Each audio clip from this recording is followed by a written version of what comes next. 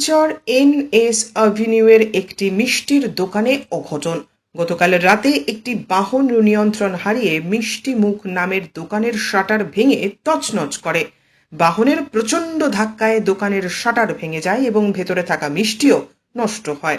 বাহনের ধাক্কায় শোকেসে থাকা মিষ্টি নিচে পড়ে যায়। সকালে দোকান খুলতেই বিষয়টি নজরে আসে সবার। এই ঘটনায় এলাকায় ব্যাপক চাঞ্চল্য ছড়িয়েছে। Bureau report, CNN24 news, Silchar.